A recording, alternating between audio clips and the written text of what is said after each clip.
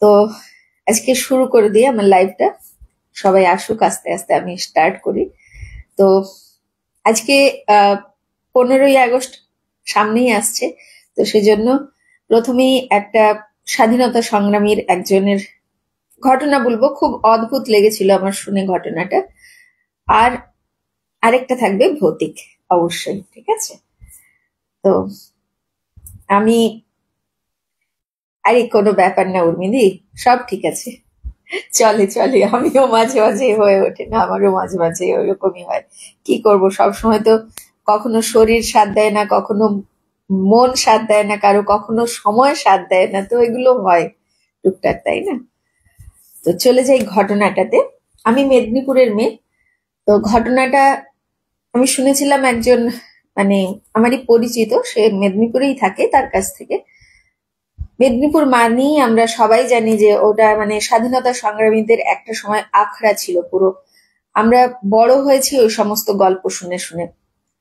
আমাদের collegiate school, তারপর college, সেগুলো, এবং তার সাথে সাথে গোপ কলেজ, এই যে জায়গাগুলোতে পুরো আখড়া ছিল। এবং কলেজিয়েট স্কুল থেকে একটা সুড়ঙ্গ পথ ছিল যেটা পুরো উঠতো গিয়ে গোপ কলেজে। তো ঘটনাটা ঠিক স্বাধীনতা সংগ্রামের সময়ের নয়, কিন্তু কি সেটা আস্তে আস্তে ডিসক্লোজ হবে। একটা বাচ্চাটার মানে জন্মের পর থেকেই যেরকম সব বাচ্চা বড় হয়, সে খুব সুন্দরভাবে বড় হচ্ছে, কিন্তু একটা প্রবলেম ছিল বাচ্চাটার। কোনো কিছু আওয়াজ হলে না প্রচন্ড ভয় পেত, ভীষণই ভয় পেত। মানে যেটাকে মানে আমরা যেটাকে ফোবিয়া বলি, খানিকটা সেই ধরনের ভয়টা ছিল বাচ্চাটার। কিছু আওয়াজ হলেই ও ভীষণ ভয় পেত।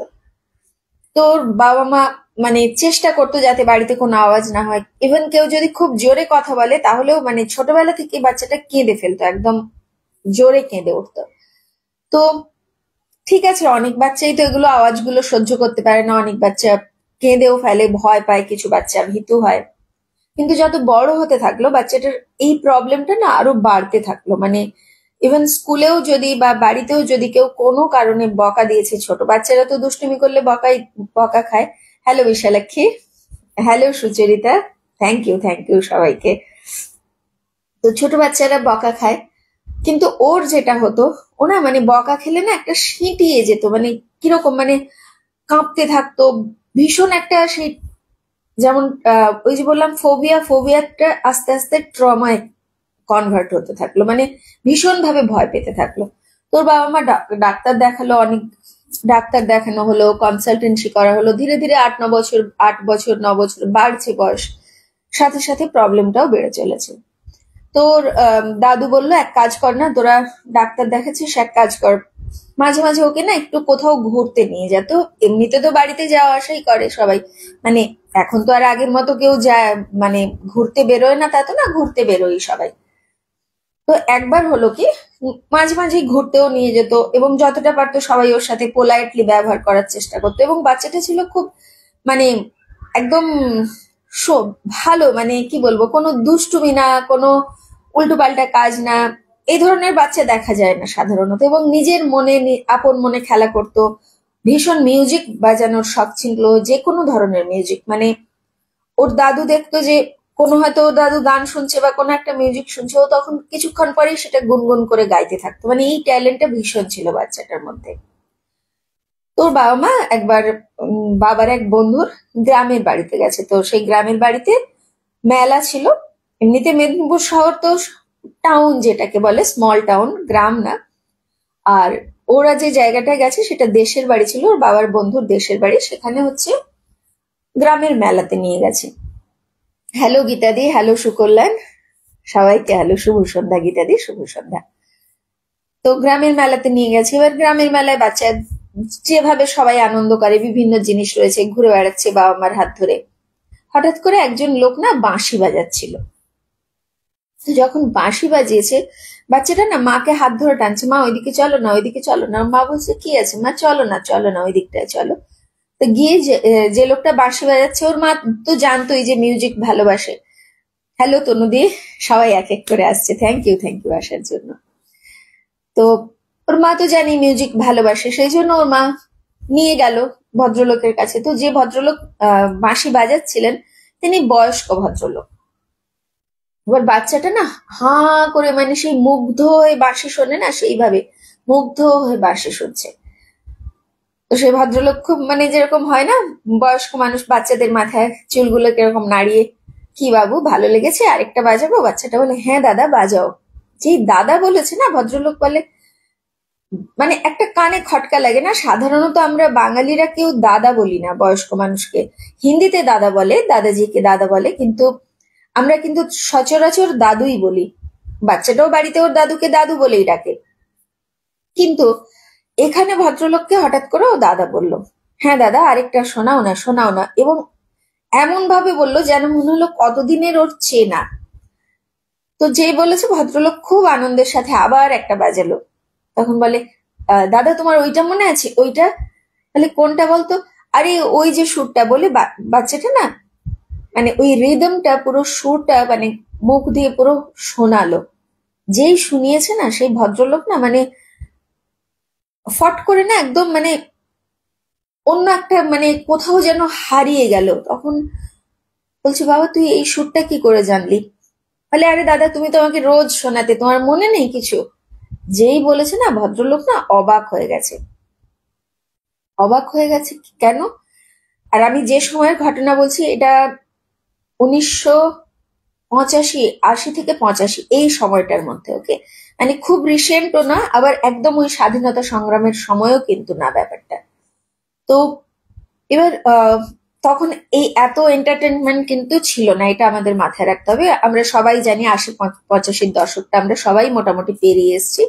তো আমরা সবাই জানি ওই যে সময়টা। হ্যালো তাপসীদি। আরে কোনো ব্যাপার না, সবই শুরু করেছি তাপসীদি, আমারও আসতে একটু দেরি হয়েছে আজ। তো তখন ভদ্রলোক না বলছে তুই এই সুরটা কি করে জানলি? মানে ভদ্রলোক না, মানে কি বলবো, কিছু বুঝতে পারছে না। একটা অদ্ভুত, ওর মায়ের দিকে তাকাচ্ছে, চেনার চেষ্টা করছে, এরকম একটা ব্যাপার। বাচ্চাটাকে অনেকক্ষণ মুখের দিকে তাকিয়ে দেখছে। কারণটা কি? কারণ ভদ্রলোকের বেশ বয়স হয়েছে, বাঁশি তিনি অবশ্যই খুব ভালো বাজান।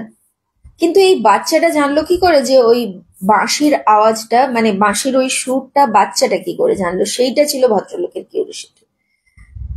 এবং ওই যে বললাম এখনকার মতো যে অনেক কিছু আমরা অ্যাভেলেবল ইজিলি, সেটা তো ছিল না। রেডিও ছাড়া তখন কিছুই ছিল না। আর রেডিওতে বাঁশি আর কতটুকু বাজতো।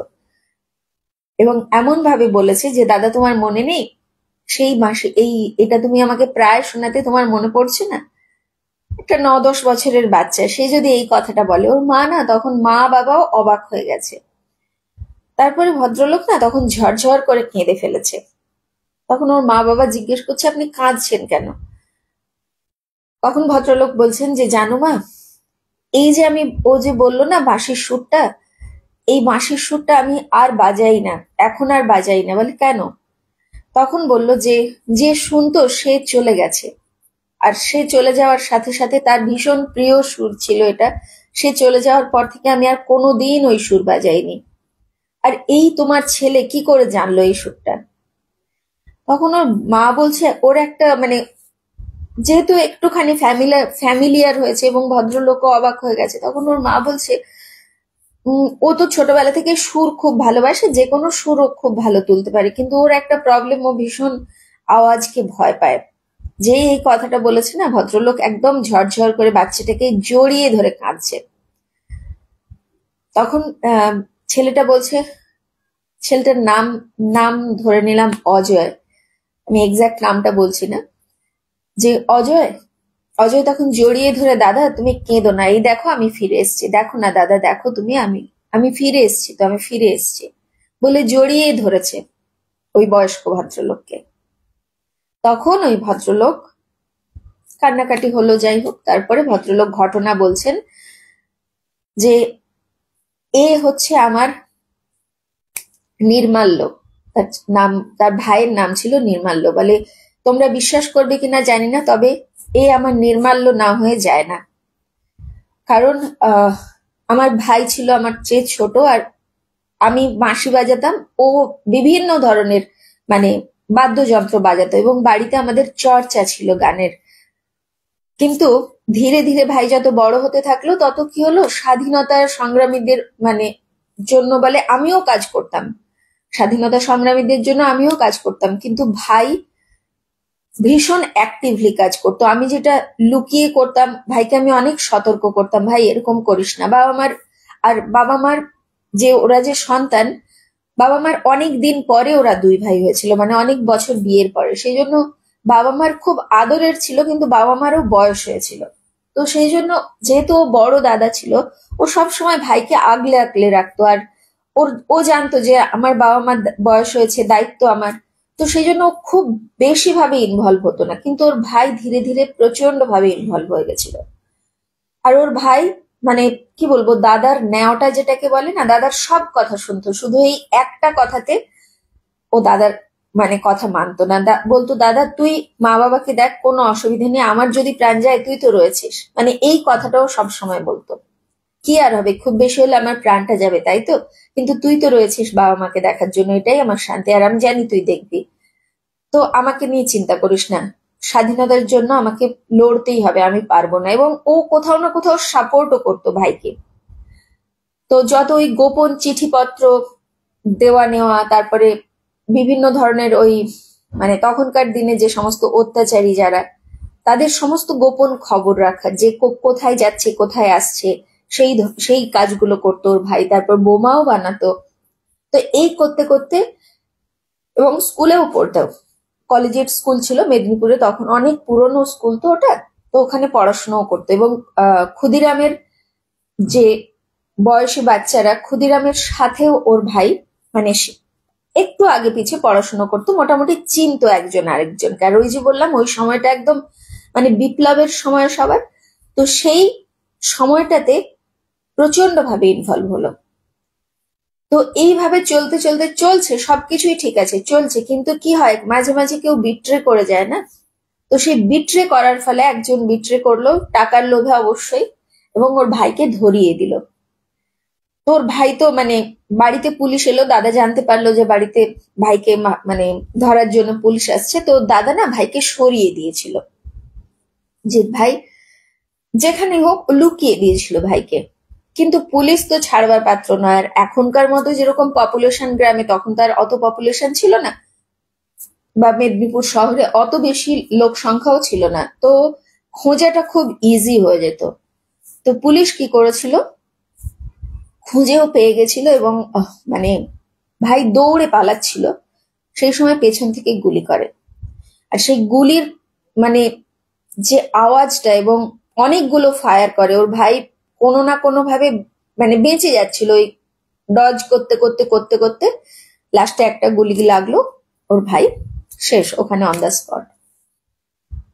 এবার যেটা হলো, বাড়িতে তো ও একা, তো মা বাবার বয়স হয়েছে, ওর ভাইয়ের সোল মাঝে মাঝেই আসতো দাদার কাছে, এবং মাঝ রাত্রে এসে বলতো দাদা আমাকে তোর বাঁশিটা একটু শোনা না। মানে সে যেন খুব অস্থির, ভীষণ কি বলবো, একটা করুণ একটা আর ওর দাদা ভয় পেত না কখনো। ওর দাদা বলতো ভাই তুই চলে যা, কেন আসিস? বলে আমি আমি না শান্তি পাচ্ছি না, মানে যতদিন না স্বাধীনতা হচ্ছে ততদিন আমি মানে কি বলবো, কোথাও যেন আমি স্থির হতে পারছি না, আমি স্বাধীনতাটা দেখতে চাই দাদা, আমার খুব দেখার ইচ্ছে স্বাধীনতাটা, তার আগে আমি যাব না, স্বাধীনতা যতদিন না হয় ততদিন আমি যাব না। তোর ভাই মারা গেছিল, তখন ছিল 1945 সাল, তো 2 বছর পরেই স্বাধীনতা এসেছিল। তো ওই 2 বছর মাঝে মাঝেই ওর ভাই আসতো, এবং আসলে ওই একটাই কথা ছিল, দাদা আমাকে ওই বাঁশিরা ওই সুরটা শোনা না, দাদা ওই সুরটা শোনা না। মানে সে জীবদ্দশাতেও যে সুরটা শুনেছে, মারা যাওয়ার পরেও সেই একই, দাদা ওই সুরটা শোনা না। এবং ওর বাবা মাও জানতো যে ওর ভাই আসে বা শোল হয়ে আসে, কেউই ভয় পেত না, কারণ সে কোনো ক্ষতি করতো না, কিচ্ছু করতো না। ওর দাদা শুধু দেখতো আবছা একটা ছায়া, হালকা একটা অনেক দূর থেকে ভেসে আসা একটা ভয়েস। এবং যখনই ওর দাদা ওই বাঁশিটা শোনাতো, কিছুক্ষণ পরে দেখতো মানে বাড়ি ঘরের ভেতরটা একটা হয় না ভারী হয়ে যাওয়া, সেটা হালকা হয়ে যেত, এবং ওই যে আবছা ছায়াটা, ওই যে ভয়েসটা, সেটা আর শোনা যেত না। এই করে 2 বছর কাটলো। ঠিক ঠিক স্বাধীনতা হলো যখন 1947 সালের 15ই আগস্ট, যেদিন স্বাধীনতা হলো তার পরের দিন থেকে একদম সবকিছু মানে ক্লিন হয়ে গেল, আর সে এলোই না, তারপর থেকে আর কোনোদিনই আসেনি। এবং আরো আশ্চর্য, ভাই এসে দাদাকে বলেছিল, 4-5 দিন আগে এসছিল, 15ই আগস্টের মানে 10ই আগস্ট 11ই আগস্টের দিকে এসছিল মাঝরাত্রে। তো তো মাঝরাত্রে মানে বুঝতেই পারছো, 10 তারিখ শেষ হচ্ছে এবং মাঝরাত্রে 11 তারিখ শুরু হচ্ছে। তো ওই দিন এসছিল, এসে বলেছিল যে দাদা স্বাধীনতাটা আসছে 15ই আগস্ট, আমি আর আসবো না, আমি দেখে চলে যাব, তোরা ভালো থাকিস। এই যে কথাটা ও বলে গেল, ঠিক 15ই আগস্ট স্বাধীনতা এলো এবং দেশ স্বাধীন হলো। তারপর থেকে ভাই আর কোনোদিন আসেনি। কিন্তু কি হতো, ওর দাদা ভীষণ ভাবে মাঝে মাঝে চাইতো যে ভাইকে একবার দেখতে, একবার যদি ভাইকে দেখতে পেতাম, ভাই যদি আরো একবার আসতো। কারণ ওই যে বললাম, দুই ভাইয়ের মধ্যে ভীষণ ভালোবাসা ছিল। তো তারপর থেকে ওই দাদার কোনোদিন ওই বাঁশির সুরটাই বাজায়নি। আর এত বছর পরে ওই ছেলেটা যখন এসে জড়িয়ে ধরে বলছে দাদা তোর মনে নেই, তখন মানে কিভাবে যে সে কাঁদছে। ছেলেটা বাচ্চা, সে অত কিছু বোঝেনি, কিন্তু তার একটা ওই যে পাস্ট স্মৃতি। এবং আশ্চর্যের ব্যাপার, ওই যে ওই ভয়টা, আসলে ওই ভয় আওয়াজটা ছিল গুলির আওয়াজ। আর ছেলেটা আগের জন্মেও প্রচন্ড শান্তশিষ্ট ছিল, কোনোদিন সে কোনো অন্যায় কাজ বা কোনো দুষ্টামি সে কোনোদিন করেনি, সে তার দাদা যেটা বলেছে। এবং ছেলেটা যখন ওই দাদাকে জড়িয়ে ধরলো, তারপরে দাদা যখন ঘটনা বললো, মানে ওই বৃদ্ধ ভদ্রলোক যখন সমস্ত ঘটনা বললেন, আশ্চর্য ব্যাপার, ছেলেটা বাড়ি ফেরার পর থেকে না, ওর ওই যে একটা ভয়, একটা আওয়াজ, শব্দতে ভয়, কেউ বকা দিলে ভয়, সেগুলো সব চলে গেল। মানে তারপর থেকে ও যেন ওর সেই পাস্ট মেমোরিটা ও যেন পুরো ওয়াইপ আউট হয়ে গেল ওর ভেতর থেকে, এবং একটা নর্মাল লাইফ তারপরে ও ফিরে চলে এলো। তোমার ঘটনাটা শুনে খুব ভালো লেগেছিল, তাই ভাবলাম তোমাদের সবার সাথে শেয়ার করি। তো পরবর্তীকালে ওই বৃদ্ধ ভদ্রলোকের সাথে এরা কিছুদিন যোগাযোগ রেখেছিলেন, কারণ ওনারও বয়স হয়েছিল। তো যোগাযোগটা ছিল কিছুদিন পর্যন্ত, তারপরে আস্তে আস্তে, আচ্ছা সরি, আহ যে ঘটনাটা আমি বললাম মেদিনীপুরের আশেপাশেই, ঠিক আছে, গ্রামটা। কারণ ভাই মারা যাওয়ার পরে যেটা হয়েছিল, ওরা ওদের যে মেদিনীপুরের বাড়ি ছিল সেটা ছেড়ে ওরা চলে এসেছিল, কারণ ওই বাড়িতে ওরা আর থাকতে পারেনি। একটা ভাইয়ের স্মৃতি, তারপরে অনেক কিছুই তো চেঞ্জ হয় সময়ের সাথে সাথে, তো ওরা ওই গ্রামের বাড়িতে চলে গিয়েছিল। তো সেই বৃদ্ধ ভদ্রলোকের সাথে ওরা যোগাযোগও রেখেছিল এবং একটা সুন্দর মানে সম্পর্ক গড়ে উঠেছিল। তারপর সেই বৃদ্ধ ভদ্রলোক সময়ের এতে মারাই গেলেন একদিন, কিন্তু এই ছেলেটা সম্পূর্ণরূপে ভালো হয়ে গেল। এই ছিল আজকের আমার প্রথম ঘটনা, আশা করি তোমাদের ভালো লাগলো। আর স্বাধীনতা সংগ্রামের কথা উঠলেই কোথাও না কোথাও একটা মানে আমাদের নস্টালজিয়া কাজ করে, আমাদের ভেতরে কোথাও না কোথাও একটা শ্রদ্ধা, ভক্তি, ভালোবাসা। আহ আমি আগেও বলেছি বোধহয়, কারণ আমার দাদু এবং দাদুর দাদা, মানে আমার জেঠু দাদু যেটাকে বলে, বড় দাদু যিনি ছিলেন, তিনি জেলে গেছিলেন। আর আমার দাদু তখন ছোট ছিলেন, জেলে যাননি, কিন্তু স্বাধীনতা সংগ্রামে পুরোপুরি ইনভলভ ছিলেন আমার বাড়ির প্রত্যেকেই। এবং সেটা কোথাও না কোথাও আমি ভীষণ মানে ভীষণ আমার একটা শান্তির জায়গা, একটা গর্বের জায়গা, এটা আমি বলতে পারি। আর বড় দাদু জেল খেটেছিলেন বলে আরো বেশি একটা কোথাও সম্মান যেন নিজের ভেতরে আছে স্বাধীনতা সংগ্রামীদের জন্য। তো আমার দাদু বলতেন যে আমরা ছোটবেলা থেকেই জানতাম কিভাবে বোমা বানাতে হয়, ছোটবেলা থেকেই জানতাম কিভাবে গোপন খবর আদান প্রদান করতে হয়। মানে কি বলবো, 7-8-9 বছরের ছেলে পিলেরা এই সমস্ত কাজই করতো গ্রামে। এবং মেদিনীপুর ওই যে বললাম হাব ছিল একদম স্বাধীনতা সংগ্রামীদের জন্য, অন্যান্য জায়গাতেও ছিল, অবশ্যই ছিল, কিন্তু আমি যেটা শুনতে শুনতে বড় হয়েছি সেটা হচ্ছে মেদিনীপুরের ঘটনা। তো স্বাধীনতা সংগ্রামীদের সবার উদ্দেশ্যে অবশ্যই প্রণাম, সশ্রদ্ধ প্রণাম।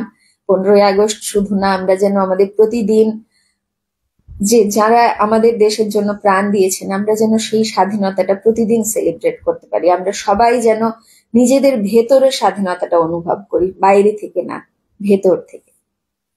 এবং স্বাধীনতা শুধু যে ইংরেজদের দাসত্ব তা নয়, আমরা নিজেরাও এখনো কোথাও না কোথাও অনেক কিছুরই দাসত্ব করে চলেছি, তো সেইটা থেকেও যেন আমরা নিজেদের মুক্ত করতে পারি, সেটাই মানে আমাদের সবার কাম্য, তাই না?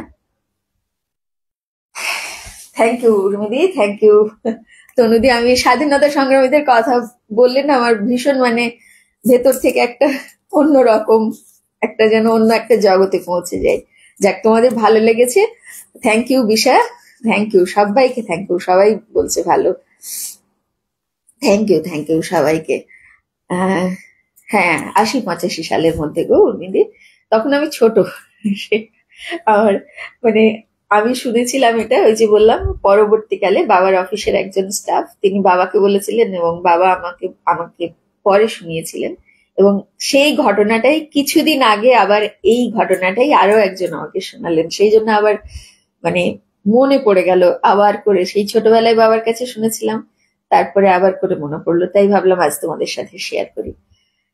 তো এরপরে চলে যাই ভৌতিক ঘটনাতে একটা। ওকে, আজকের যে ভৌতিক ঘটনাটা, আজকে আমার ভৌতিক ঘটনাটা সোজা কানাডায়, কারণ আমার এক বান্ধবী থাকে কানাডায়। তো সেই সেখানকার একটা বাড়ির ঘটনা, মানে ওরা যখন প্রথম গেছিল কানাডায় তখন সেই সময়ে যে ঘটনা ঘটেছিল সেটা। আজ ওরা প্রায় ৮ বছর ৯ বছর হয়ে গেল কানাডা শিফট করে গেছে। তো বিদেশেও মানে কি বলবো, ভৌতিক ঘটনার দেশেও হয় বিদেশেও হয়, সর্বত্রই হয়। তো ও ইন্ডিয়া থেকে গেছিল, আর ও হচ্ছে হাজবেন্ড ওয়াইফ দুজনেই অবশ্যই বিয়ের পরে চাকরি নিয়ে ওখানে গেছিল, আর ওর মায়েরও ইচ্ছে ছিল তুই বিয়ে করে ওখানে শিফট হ। মা চেয়েও ছিলেন এবং এতে ভালোই চাকরি করতে ইন্ডিয়াতে, কিন্তু কি হয় ইন্ডিয়ার শিডিউল খুব হেক্টিক হয়। তো ওদের একটা ছোট বেবিও হয়ে গেছিল, কিন্তু বেবিকে সময় দেওয়ার মতো সময় দুজনের কেউই পেত না। আর এদিকে মায়েরও বয়স হচ্ছে, তো মা ছোটবেলাটা সামলে দিয়েছেন, কিন্তু আস্তে আস্তে যখন বাচ্চা বড় হবে তখন তো সেই জিনিসটা আর সবসময় দিদা সামলে উঠতে পারে না, বাবা মাকেও অনেক দায়িত্ব নিতে হয়। এবং ওরাও ভেবে দেখলো যে এইভাবে তো চলতে পারে না। ও প্রাইভেট সেক্টরেই রয়েছে অবশ্যই। তো যাই হোক, ওরা প্ল্যান করে ওখানে কানাডায় শিফট করলো। এবার ওরা হচ্ছে ভীষণ ভালোবাসে কুকুর এবং বেড়াল। তো আর যারা ভালোবাসে দেখবে তাদের আশেপাশে না কুকুর বেড়াল অটোমেটিক চলে আসে। ও কানাডায় গেল, কানাডায় ওরা একটু প্রথম প্রথম গেছে এবং মানে তখনও সত্যি কথা বলতে তখনও চাকরি পায়নি কানাডায় যখন গেছে, মানে এখান থেকে ওরা গেছে রিস্ক নিয়েই গেছে অনেকটা। একজনের সাথে পরিচয় হয়েছিল, মানে ওর বরের বন্ধু, অফিসের কলিগ, তার সাথে মানে কথা বলেই যে ওখানে বললো তুই চলে আয়, কোনো অসুবিধা হবে না, কিছুদিনের মধ্যে চাকরির ব্যবস্থা হয়ে যাবে। তো সেই ভরসাতেই ওরা চলে গেছে। এবার গিয়ে কি হয়, একটু তো মানে যখন চাকরি নেই দুজনের, তো একটু তো ভাবতেই হয় ফাইন্যান্সিয়ালি। তো ওরা মানে সেই জন্য একটা মানে বাড়ি দেখছিল একটু সস্তায় যেন হয়, একটু রিমোট এরিয়া হলেও কোনো অসুবিধা নেই, বললো আমরা যাতায়াত করে নেবো গাড়ি টাড়িতে, ঠিক আছে, কিন্তু একটু রিমোট এরিয়া হোক, কিন্তু যেন একটু সস্তায় পাওয়া যায়। তো ঠিক আছে, গেছে। আমি আর জায়গার নাম বলছি না, ঠিক আছে, কানাডাই বললাম পুরোপুরি, কারণ জায়গার নাম বলা ঠিক না। তো সেখানে খুঁজেছে ব্রোকার দিয়ে, প্রথমে তো বন্ধুর বাড়িতেই ছিল, তারপর ব্রোকার দিয়ে বাড়ি খোঁজা হয়েছে। বাড়ি খোঁজার পরে ওরা যখন গিয়ে পৌঁছলো তখন মানে ও স্ত্রীর বাড়ির ভেতরে, মানে আমার বান্ধবীর বাড়ির ভেতরে, বান্ধবীর নামটা বলি, বান্ধবীর নাম জলি। তো জলির বাড়িতে ভেতরে ঢুকে না মানে ঠিক কিরকম একটা অস্বস্তি মনে হলো। বললো তুমি এই বাড়িটা নেবে? হাজবেন্ডকে বলছে একটু দেখে নিলে পারতে। বলে কেন? বলে কি জানি, আমার না ঠিক লাগছে না বাড়িটা। বলে আরে বাবা, এত সস্তায়, এবং বাড়িটা বেশ বড় বাড়ি, মানে 3 BHK, পুরো বিশাল হল, এবং যে ভিউটা ভীষণ সুন্দর, সবকিছু মিলে খুব পছন্দ হয়েছে, এবং টোটালি ফার্নিশড বাড়ি, এবং দামটা অনেকটাই কম দিচ্ছে। তো সেইটা ওর একটু সন্দেহ হলো জলের, যে এত কম দামে এরকম ভালো বাড়ি দিচ্ছে কেন। আর ওই যে একটা আনইজি লেগেছে। কিন্তু ওর হাজবেন্ড ওসব মানেও না, কত কিছু এও করে না। ওর হাজবেন্ড বললো, ওর হাজবেন্ডের নাম সজল, সজল বলল ছাড়ো তো তুমি, তোমার এসব এত ভালো সস্তায় পাচ্ছি, একটু রিমোট বলে এত সস্তায় দিচ্ছে, এখানে তো গ্রামের দিকে অতটা কেউ আসে না, আর আশেপাশে সেরকম কোনো মানে লোকালিটি নেই। এমনিতেই কি হয়, বিদেশে অনেক ফাঁকা ফাঁকা বাড়ি হয়, যে একটা বাড়ির পাশেই আরেকটা বাড়ি এরকম হয় না।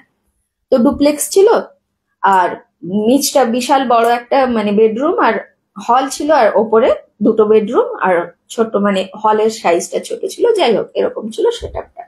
কেন এটা বলছি সেটাও পরে বলছি। তো এবার আহ, বাড়ি পেয়ে গেছে, ঠিক আছে, শিফটও হয়ে গেছে। আর ওর মেয়েরও ভীষণ শখ ছিল, মানে মেয়ে তখন ৫-৬ বছর বয়স, তো ওর বাড়িতে অ্যাকোয়ারিয়াম ছিল, মানে যখন ইন্ডিয়াতে ছিল। তো ওর ওখানে যাওয়ার পরে সেই জেদ, মা আমাদের একটা অ্যাকোয়ারিয়াম নিয়ে এসো, ফিশ অ্যাকোয়ারিয়াম, আমার ভাল লাগছে না, ফিশ অ্যাকোয়ারিয়াম নিয়ে এসো নিয়ে এসো। এবং অটোমেটিক আশেপাশে কিছু বেড়াল ততদিনে ঘরে ওদের আসা শুরু হয়ে গেছে, এবং বেড়ালগুলো থাকেই তো, ও খেতেও দিত, ঘরে থাকতো, কখনো চলে যেত, এরকম মানে এই নয় যে পুষেছে বেড়ালগুলো। আর অ্যাকোয়ারিয়াম, মেয়ে তো জেদ ধরেছে অ্যাকোয়ারিয়াম চাই, তারপর ওর মা বললো দাঁড়া একটু কিছুদিন যাক বাবা, সবে শিফট হয়েছে, একটু গুছিয়ে নিতে দে। মেয়ে বললো না আমার চাই। তোর বাবা বললো ঠিক আছে, ও যখন অত জেদ করছে, এক তো ইন্ডিয়া থেকে পুরো চলে এসছে, ওখানে ঠাকুমা দাদু দিদা দাদু সবাই ছিলেন, এখানে কেউ নেই, বাচ্চাটাকে তুমি আর এ করো না, যাও অ্যাকোয়ারিয়াম একটা কিনে নিয়ে এসো। দেখ কিনে নিয়ে এসছে, সবকিছুই ঠিক আছে। তো মেয়ে ছোট, তাই মেয়ের রুম ওরা নিচে কেউই থাকতো না, নিচে অ্যাকোয়ারিয়ামটা ছিল, কারণ ওই যে বললাম হলটা বিশাল বড়, আর নিচের বেডরুমটা ওরা গেস্ট টেস্ট আসার জন্য ওটা ওইভাবে রেডি করেছিল, আর ওপরেই ওরা থাকতো। এবার ওই হলেই ছিল এটা অ্যাকোয়ারিয়ামটা। প্রথম প্রথম ঠিক আছে, মানে প্রথম প্রথম কি হয়, নতুন জায়গায় শিফট হলে সবারই একটু ঘুম আসতে অসুবিধা হয়, সবারই একটু আনইজি লাগে, এটা কমন ব্যাপার। তো আর অত জলিরও একটু এরকম হয়েছে, ও আর অত এ করেনি, পাত্তা দেয়নি। ওর হাজবেন্ডেরও কিন্তু হচ্ছে, মানে ঠিক ঘুমটা ঠিকঠাক হচ্ছে না, মানে একটা মাঝরাত্রে হঠাৎ করে যেন ঘুম ভেঙে যাচ্ছে, একটা কিরকম অস্বস্তি মনে হচ্ছে, কোথাও যেন একটা সেই শোঁ শোঁ হাওয়ার আওয়াজ। এবার নতুন প্রথম প্রথম গেছে, অত তো আইডিয়া নেই কোথায় কি। ঠিক আছে, 2-3 দিন পর থেকে, মানে ওই ফিশ অ্যাকোয়ারিয়ামটা নিয়ে আসার পরে 2 দিন কি 3 দিন গেছে, সকালবেলা উঠে দেখছে অ্যাকোয়ারিয়ামে একটা সুন্দর বেশ বড় একটা ফিশ রাখা ছিল, সেটা না মানে বাইরে পড়ে রয়েছে, এবং কি বলবো, ফিশটার শুধু মাথাটা রয়েছে, পুরো কাঁটাটা মাথার সাথে পুরো কাঁটাটা রয়েছে, ঠিক যেন কাঁচা মাছটা কেউ খেয়েছে। এবার অ্যাকোয়ারিয়ামটা যথেষ্ট ওপরে, বেড়াল আসা যাওয়া করে ঠিক আছে, কিন্তু অ্যাকোয়ারিয়াম খুলে, কারণ ওপরে একটা কভার থাকে, সেই ঢাকা খুলে তাও আবার একটা মাছ বের করে একটা বেড়াল খাবে, সেটা তো সম্ভব না না। আর রাত্রেবেলা দরজা বন্ধ চতুর্দিকে, বেড়ালগুলো ওই যে বললাম আসা যাওয়া করে, সেদিন রাত্রে কোনো বেড়ালও ছিল না বাড়িতে, সব সময় যে থেকে যেত বা তা কিন্তু না, আসতো যেত, কখনো রাত্রে ভেতরে থেকে গেল, কখনো চলে যেত, এরকম ব্যাপার। কিন্তু সেই দিন ও বলে, ওর হাজবেন্ড বললো, ওর হাজবেন্ডকে যখন বললো যে সজল দেখো এরকম হয়েছে, বল দেখ তোমার যত সব বেড়ালে খেয়েছে, যাও তো তুমি এইসব ছোটখাটো নিয়ে এত মাথা ঘামিও না। বলে না সজল, কালকে বেড়াল ছিল না বাড়িতে। বলে তুমি খেয়াল করনি ও ছিল কোথাও, সকালবেলা হয়তো বেরিয়ে গেছে দরজা খোলার সাথে সাথে। তো ঠিক আছে, ও আর অত এ করেনি। এবার মেয়ের তো খুব কষ্ট হয়েছে, স্বাভাবিক একটা মাছ ওরকম ভাবে এ করেছে, ওর খুব কষ্ট হয়েছে। ও আবার মানে পশু পাখি খুব ভালোবাসে, তো সেই জন্য বেড়াল ভেবেছে বেড়াল খেয়েছে, ঠিক আছে কোনো ব্যাপার না। তো মাকে বলেছে মা, এর পরের দিন বেড়াল এলে তুমি একটু বেশি করে ফিশ যে আমাদের রাখা আছে ফ্রিজে, তো সেটা হচ্ছে তুমি একটু বেড়ালকে বেশি করে দিও। তো মা বলেছে ঠিক আছে, আর যেন অ্যাকোয়ারিয়াম থেকে না খায়, বলে ঠিক আছে। তোর বাবা আবার অ্যাকোয়ারিয়ামে ভালো মাছ এনে দিয়েছে, 1 সপ্তাহ খানেক কেটেছে, সেম কেস। এবার ওর মানে জলের হচ্ছে খুব, মানে এটা অস্বস্তি লেগেছে, বলে না এটা হতে পারে না, এইভাবে কিছু তো একটা প্রবলেম আছে। এবং রাত্রেবেলা লাইটও জ্বালা থাকতো ওদের নিচের রুমে, কারণ নতুন নতুন গেছে, চারপাশ ফাঁকা, লাইটটাও জ্বলতো। তাহলে আমি লাইট জ্বালিয়ে রাখি, তারপরেও এরকম হচ্ছে। এবং পুরো এক্স্যাক্টলি ঠিক মাছটাকে কাঁটা, জাস্ট কাঁটাটা পড়ে আছে মাথাটা, আর পুরো বাকি মাংস উধাও। এবং যেগুলো বড় অ্যাকোয়ারিয়ামে, যেগুলো বড় মাছ, এই নয় যে ছোট মাছগুলো না, যেগুলো একটু সাইজটা বড়, সেগুলোর সাথেই কিন্তু এটা হচ্ছে। অ্যাকোয়ারিয়ামটা যথেষ্ট বড় ছিল স্বাভাবিক। এবার ও না বলে না এটা হতে পারে না। ও তো সেদিন ও বলেছে ওর হাজবেন্ডকে যে আমি না আজকে রাত্রে নিচে শোবো, তোমরা ওপরে শো, বাবা মেয়ে, আমি নিচে শোবো। তো ওর হাজবেন্ড বলেছে তুমি একা এত বড় জায়গা, বলে কিচ্ছু হবে না, আমি শোবো, কোনো অসুবিধা নেই, তোমরা যাও তো যাও ওপরে শো। এবারে ও নিচে যখন শুয়েছে, হঠাৎ ওর মনে হলো না ফিস ফিস করে কেউ কথা বলছে। প্রথমে ও ভাবলো আমি একা শুয়েছি, সেই জন্য মনে হয় মানে কিছু একটা শব্দ আসছে, কিছুতেই না। আবার সেই ফিস ফিস ফিস ফিস শব্দ, এবং শব্দটা আসছে দেওয়ালের ভেতর থেকে, ও যে রুমে শুয়েছে সেই রুমের ঠিক দেওয়ালে। ও উঠে লাইট জ্বালালো, চতুর্দিক দেখলো, না কোথাও কিচ্ছু নেই। আবার শুলো দরজা লাইট বন্ধ করে। এবার যেহেতু হাজবেন্ডের সাথে সজলের সাথে পুরো করেছে যে আমার অত ভয় নেই, মানে একটা চ্যালেঞ্জ মতো হয়ে যায় না, আবার যাবো সজল আমাকে বলবে ভীতু দেখলে চলে এলে, একা একা শুতে পারলে না, তো এই যে প্যাক খাওয়া এটা একটা আমাদের থাকে, তো ইগোতে লাগে। বললে না আমি এখানেই থাকবো, যাই হয় হোক আমি এখানেই থাকবো। তো আবার এর পরের যে আওয়াজটা এসছে, মা, জাস্ট এরকম একটা মা বা মম এই ধরনের, মানে ম উচ্চারণটা হয়েছে এবং মনে হলো যেন কোনো, ওর প্রথমে মনে হয়েছে আদৌ তখন ঘুমটা চোখটা লেগেছে, ওর হঠাৎ মনে হলো যেন ওর মেয়ে ডাকছে। ঘুমটা ভেঙে, মানে আমরা প্রত্যেকেই আমাদের সন্তানের আওয়াজ চিনি, ও মনে হলো, তারপর উঠে দেখলো যে না, মেয়ে তো আসেনি, দরজা বন্ধ। আবার কিছুক্ষণ পরে আবার সেই মম, খুব আস্তে ফিস ফিস করে, ওই যে বললাম শব্দটা শোনাচ্ছে মম, এইরকম একটা, যেই বলেছে ও না, তখন মানে এরপরে না ওর পুরো ভয় ধরতে শুরু করেছে। এবার ও কি করবে বুঝতে পারছে না, যতবার ও চোখ বন্ধ করার চেষ্টা করছে সেম ফিলিংস। আর থাকতে পারেনি, তখন ওই 3টে 3:30 বাজে ও উঠে ওপরে চলে গেছে, বলে আমার দ্বারা আর সম্ভব না। ওপরে গিয়ে তো শুয়ে গেছে, সজল আর কিছু বলেনি, মানে রাত্রে আর কে ঘুমের ঘোরে কিছুই তো বলে না, ঠিক আছে সজল শুয়ে গেছে, দুজনেই ঘুমিয়ে গেছে। সকালবেলা উঠে এবার সজলকে বলবে কি বলবে না সেটা ভাবছে, তারপর ভাবলো না বলা দরকার, নিয়ে ঘটনাটা বললো যে এরকম হয়েছে। সজল বলল, সেই এক কথা, তুমি যত কিছু উল্টোপাল্টা ভেবে ভেবে শোবে আর তোমার এই সবই হবে, কি দরকার ছিল একা একা নিচে শোয়ার, বলেছিলাম ওপরে শো। যাই হোক, একটু তো তর্কাতর্কি হয়ে গেল। তো সেদিন আর, মানে অ্যাকোয়ারিয়াম যেরকম ছিল, ওই যে বললাম প্রথমবারেও হয়েছে 5-7 দিন পরে, অ্যাকোয়ারিয়াম যেরকম ছিল সেরকম আছে, সবকিছুই ইন্ট্যাক্ট রয়েছে। তার পরের দিন ও আর নিচে শোয়নি। এবার যেটা হলো, রাত্রেবেলার নিচ থেকে না একটা যেন সেই কেউ একটা ছোট বাচ্চার পায়ের স্টেপ যেরকম হয়, একটা ওঠা নামার আওয়াজ হচ্ছে, সিঁড়ি দিয়ে যেন কেউ উঠছে নামছে উঠছে নামছে, এবং বাচ্চাটা সে খেলার ছলে ওঠে নামে না। আর একটা জিনিস, ওখানে ঠান্ডা তো, কাঠের সিঁড়ি, এটাও মনে রাখতে হবে যে বাড়িটা ছিল কাঠের, সিঁড়িটাও কাঠের। এবার সিঁড়িতে যদি কেউ যাতায়াত করে, একটা দেখবে বড় লোকের হাঁটার যে স্টেপ বাই স্টেপের যে আওয়াজটা, সেটা কিন্তু different rather than the child, মানে ছোটদের হাঁটার শব্দটা অনেক ডিফারেন্ট। আর এইগুলো ঘটনাগুলো জলির, মানে জলেই ফিল করছে, ঠিক আছে। তো রাত্রেবেলা এটা মনে হয়েছে যে কেউ একজন উঠছে নামছে উঠছে নামছে, কোনো একটা বাচ্চা যেন উঠছে নামছে, মানে সেই দৌড়দৌড়ি করে খেললে যেরকম হয় না সেরকম। তো জলি, মানে ওপরের দুটো বেডরুমে ও প্রথমে ভেবেছিল মেয়েকে একা একটা বেডরুমে দেবে, কিন্তু এই ঘটনাগুলো ঘটার পর থেকে না, আর প্রথম প্রথম গেছে তো, ও মেয়েকে সাহসও পায়নি একা দিতে। প্রথম প্রথম তো মানে মেয়েকে সাথে নিয়েই শুয়েছে, তারপরেও কিন্তু ও আর সাহস পাচ্ছে না মেয়েকে একা দেওয়ার, একটা রুমে দেওয়ার। মেয়ে সারাদিন থাকে রুমে, কিন্তু রাত্রেবেলা শুতে দেয়নি। এবার মেয়েও ভেতরে ভেতরে একটু ইরিটেট হচ্ছে, মা তুমি আমাকে, মানে একটা হয় না বাচ্চাদের, আমি একা একা শোবো, আমি বড় হয়ে গেছি, একটা হয় তো। তো ও মেয়েটাও মাঝে মাঝে জেদ করে, কিন্তু ওর মা শুতে দেয় না। তো সেদিন তো মানে ও মেয়েকে ধরে নিয়ে, মানে জলি পুরো একদম চেপে ধরে পুরো রাত্রি ওইভাবে কাটিয়েছে। বলে বিশ্বাস কর আমার না ঘুম আসেনি আর। সজল ঘুমোচ্ছে, আমি ওই আওয়াজ শুনে, মানে আমার মনে হচ্ছে কেউ যদি দরজা খুলে চলে আসে, শুধু এই ভয়টা হচ্ছিল। ও পুরো মেয়েকে চেপে ধরে সারা রাত্রি ওইভাবে জেগে, আর ওর নিজের মানে হনুমান চালিসা বা যা কিছু আমরা যেরকম করি সেগুলো ও চান্টও করেছে। এবার ওর আর মানে মন মানছে না। এবার ও আস্তে আস্তে, যেহেতু সজল এসব বিশ্বাস করে না, এবার সজলের যে কলিগ, সেও ইন্ডিয়ান, তাকে সব ঘটনা বললো যে দাদা এরকম হয়েছে, আমি না ঠিক মানে বুঝতে পারছি না কি করব।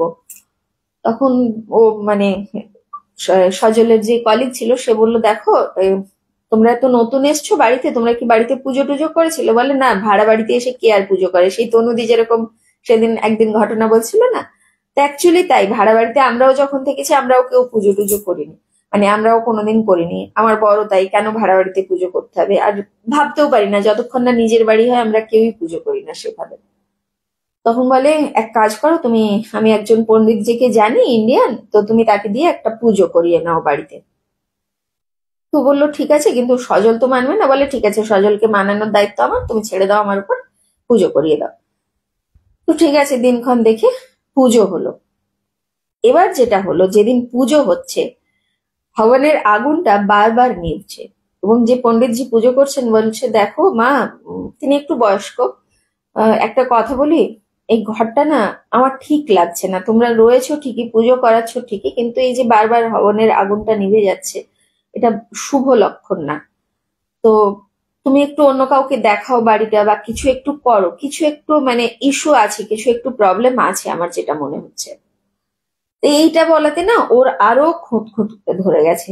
এবার জলি সজলকে সমানে বলছে, সজল দেখো, বাড়ি চেঞ্জ করো, আমার ভাল লাগছে না। বলে, এক্ষুনি কি করে বাড়ি চেঞ্জ করবো, সবে এসছি, তখনও চাকরি খুঁজছে, আর সবে এসছি, এর মধ্যেই মানে অ্যাডভান্সও দেওয়া হয়ে গেছে, এরপরে আর বাড়ি চেঞ্জ করার আমি পারবো না, আমার পক্ষে সম্ভব না, তুমি যদি দেখো, যদি তুমি পারো। এবার ওর জলিরও হাত পা মাথা, ও কিচ্ছু করতে পারছে না। তো তারপরে এই মানে এইভাবে মানে ও তো খুঁজে চলেছে যে কি করা যায়, কি করা যায়। তো ওখানে তারপরে ওই যে হয় না, যারা হচ্ছে কি বলে, যারা ভূত ভূত নিয়ে রিসার্চ করে, সেই রকম একটা ও নেটে সার্চ করে একটা পেলো। তো ও শুধু একবার কনফার্ম হতে চাইছিল যে কিছু আছে কিনা, আমার সত্যি কি আমার ভ্রম, না সত্যি কিছু আছে। এবং আরেকটা ঘটনা, এই অ্যাকোয়ারিয়াম থেকে মাছগুলো কিন্তু মাঝে মাঝে এইভাবে 3-4 দিন অন্তর, 5 দিন অন্তর মাঝে মাঝে গায়েব হচ্ছে, এবং সেম কেস। আরেকটা যেটা হলো, বেড়ালগুলো যেগুলো আসতো বাড়িতে, সেগুলো কিন্তু আসা বন্ধ হয়ে গেল। আর এই যে যেদিন হবন হলো, পুজো হলো, তারপর থেকে এই যে সাউন্ড গুলো, বিভিন্ন ফিস ফিস আওয়াজ, এগুলো কিন্তু বাড়তে থাকলো, এবং যেটা রাত্রে হতো শুধু, সেটা কিন্তু দিনেও স্টার্ট হলো। মানে জলি হয়তো নিচে কিচেনে রান্না করছে, ওর মনে হলো পেছন থেকে কেউ একজন চলে গেল, কেউ একজন এসে বাচ্চা ছেলের মতো খিলখিলিয়ে হেসে উঠলো, এরকম মানে কেউ যেন দরজার, এক একটা আমাদের ফিলিং হয় না, আমরা বুঝতে পারি পেছন থেকে, দরজার পেছন থেকে যেন কেউ উঁকি দিচ্ছে, এই ধরনের ফিল গুলো বেশি বেশি আরো করতে থাকলো। তো তারপরে ওই ও যারা ভূত নিয়ে রিসার্চ করে তাদেরকে ডাকলো। তো তারা এলো, এক্সারসিজম, ইয়া এই ধরনের, আমার সরি, আমার মানে এই মুহূর্তে ওটা এক্সারসিজমই বলে বোধহয়। তো যারা ওটা করে তারা এলো, এসে তারা প্রথমেই বললো হ্যাঁ এই বাড়িতে আছে, জাস্ট এটা বললো আছে। তারপরে পুরো বাড়িতে ওরা ঘুরলো, ওদের যা যা প্রসেস সেই সব করে কানেক্ট করে বললো একটা বাচ্চা মেয়ে রয়েছে এই বাড়িতে। ও কনফার্ম হলো, সজলকে বলল, দেখো তুমি তো বিশ্বাস করো না, আমার সন্দেহটাই ঠিক। তো বললো কি করা যাবে, বললো দেখুন আপনারা, সবচেয়ে ভালো হয় বাড়িটা ছেড়ে দিন, এমনিতেও কোনো ক্ষতি করবে না আপনাদের, কিন্তু ও মানে ওর মাকে খুঁজে বেড়ায়, তো হতে পারে ও সেই জন্যই, মানে হতে পারে না সেজন্যই ও আপনার সাথে কোথাও না কোথাও বেশি করে কানেক্ট করার চেষ্টা করছে, যেহেতু ওর নিজের মাকেও খুঁজে বেড়াচ্ছে। তো আপনি ঘটনাটা জানুন যে কি হয়েছে না হয়েছে। আমরা কিছুটা জেনেছি, ও বাচ্চা মেয়েটা এই বাড়িতেই মারা গেছে, আর সেই জন্যই ওর শোলটা এখান থেকে বেরোতে পারেনি, আর ওর বাবা মা ছেড়ে চলে গেছে বলে, আর মাকে বাচ্চারা বেশি খোঁজে না, তো বাবা মা ছেড়ে চলে গেছে বলে ওর একটা কষ্ট রয়েছে, এবং ও মাকে ভীষণ ভাবে মিস করে। এবং ওরও বয়স আপনার মেয়ের যেরকম বয়স ওই রকম, মানে 7-8 বছর, মানে 2-3 বছরের বড়, মেয়ের তখন 5-6 বছর বয়স, আর ওই বাচ্চা মেয়েটার 7-8 বছর বয়স, যে মানে যে শোলটা রয়েছে, তো ওই বয়সেই মারা গেছিল। তো সেই জন্য ওর ওই ছেলে মানুষটা না খুব রয়েছে। তো এবার ও আপনাকে মা হিসেবে মানে দেখার চেষ্টা করছে, আপনার সাথে কানেক্ট করছে, আপনার যেহেতু মানে আপনার সাথে কানেক্ট করতে যদি না পারে, ও কিন্তু আপনার মেয়ের সাথে কানেক্ট করে নেবে খুব তাড়াতাড়ি। এবার ওর জলের ভীষণ ভয় ধরেছে। তো আমরা বললাম যে ও ক্ষতি করবে না, কিন্তু কানেক্ট করার চেষ্টা কিন্তু ও করবে। এবং ও এত বছর ধরে এখানে রয়েছে, ও মানে কিছুতেই, যেহেতু মুক্তি পায়নি, আর আমাদের এখানে যেমন কি মুক্তির ব্যবস্থা আছে, বিদেশে কিন্তু সেই জিনিসটা নেই। শোলের সাথে ওরা কানেক্ট করে, অনেক কিছু ইয়ে করে, কিন্তু আমাদের এখানে যেমন পিণ্ডদান বা একটা প্রসেস থাকে ইন্ডিয়ানদের, সেই প্রসেসটা নেই। আর সবচেয়ে বড় কথা, এই যে 13 দিন 15 দিনের যে রিচুয়াল গুলো হয়, এই সময়ে যদি এটা হয় তো ভালো, আফটার ডেথ। আর যদি তা না হয় তাহলে কি হয়, পরবর্তীকালে করতে গেলে অনেক বেশি কাঠখড় পোড়াতে হয়, তো সেটাও সম্ভব ছিল না, আর এরা তো চেনেই না। তারপরে যে ব্রোকার ছিল তার সাথে ওরা কথা বললো, তখন ব্রোকার বলে, দেখুন আমি তো এত কিছু জানি না, আমি ব্রোকার, তবে যে মালিক আগের ছিলেন আমি তার সাথে দেখছি কোনোভাবে যোগাযোগ করা যায় কিনা। তারপরে মালিকের সাথেও যোগাযোগ করলো, ততদিন এই একই ধরনের ঘটনা চলছে চলছে। তারপরে জলি বলে আমি আর পেরে উঠছিলাম না, শেষকালে সজলকে বললাম তুমি যদি কিছু না পারো তুমি ওই, হ্যাঁ সজলের যে কলিগ ছিল ও বললো এক কাজ কর, তোরা যখন থাকতে পারছিস না ওইভাবে থাকাও সম্ভব না, তোরা আমার বাড়িতে চলে আয় কিছুদিন থাক, তারপরে না হয় অন্য বাড়ি খুঁজে চলে যাস, আর ততদিনে আশা করি সজল চাকরিও পেয়ে যাবে। তো ঠাকুরের কৃপায় সেটাই হয়েছিল, পরবর্তীকালে ওরা ওখানেই গিয়েছিল, তারপরে সজল চাকরিও পেয়ে গেছিল, পরে ভালো বাড়িতেই ওরা শিফট করেছিল। কিন্তু ঘটনা যেটা জানা গেছিল সেটা হচ্ছে ওই বাড়ির যে ওনার, তার আগের ওনার, মানে যে যার সাথে যোগাযোগ করেছিল তারও আগে সে কিনেছিল বাড়িটা, কিন্তু থাকতে পারেনি বাড়িটায়। সেম জিনিস ওদের সাথেও হতো। এবং যে ওনার বাড়িটা মানে অ্যাকচুয়ালি যার বাড়ি ছিল, তার মেয়েটা মানে কি হয়েছিল ছোটবেলায়, মানে ওই 7-8 বছর বয়স, বাবা মা দুজনেই চাকরি করতেন, মেয়েও স্কুলে যেত, বাড়িতে একজন ছিল মানে কি বলে দেখাশোনা করার জন্য, মানে যেখানে ওরা একটু বাইরে থেকে এসেছিল, ইন্ডিয়ার না, বাইরে মানে আউটস্কার্ট অফ, কি বলবো, কানাডাতেও তো অনেকগুলো স্টেট রয়েছে, এই নয় যে একটাই স্টেট, তো অন্য স্টেট থেকে এসে ওখানে ছিল। তো সেখানে ওরা গ্রাম থেকে একজন ভদ্রমহিলাকে নিয়ে এসেছিল, তিনি দেখাশোনা করতেন বাচ্চাটার। কিন্তু সেই ভদ্রমহিলা একদিন রান্না করছিলেন আর ওপরে বাচ্চাটা খেলছিল, খেলতে খেলতে কোনোভাবে বাচ্চাটা ওই সিঁড়ি দিয়ে না স্লিপ করে যায়, এবং সিঁড়ি দিয়ে কাঠের সিঁড়ি ছিল তো, তো একটা কোনা বাচ্চাটার মাথায় লেগে যায় এবং বাচ্চাটা মারা যায়। তো বাবা মা তারপরে মানে যা হয় একটা সন্তান, কিছু তো বলার থাকে না না, এবং কি বলবো এত জোরে স্লিপ করেছিল, মানে ওই কোনাতে এমন ভাবে ওর ধাক্কা লেগেছিল, অ্যাকচুয়ালি ব্রেন হেমারেজ হয়ে গেছিল ওর ভেতরে।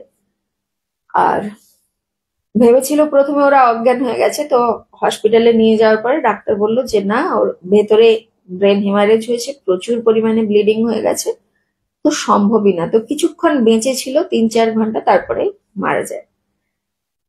কিন্তু এই বাচ্চাটা চলে যাওয়ার পরে বাবা মা আর ওই বাড়িতে থাকতে পারেনি। স্বাভাবিক, তো ওরা বিক্রি করে দিয়েছিল বাড়িটা, কিন্তু যাকে দিয়েছিল সে তারাও ওইভাবে থাকতে পারেনি, সেই জন্য ভেবেছিল যদি কেউ রেন্টে নেয়, এবং পরবর্তীকালে আর বিক্রিও করতে পারেনি তারা, মানে সিচুয়েশনও এমন হয়ে যায়, সবাই মোটামুটি মুখে মুখে জেনে গেছিল।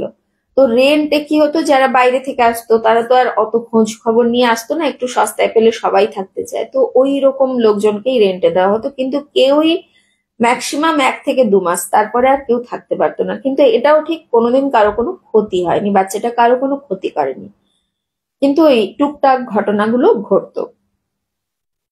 এই ছিল উম হ্যাঁ সত্যিই তাই, মানে মর্মান্তিক।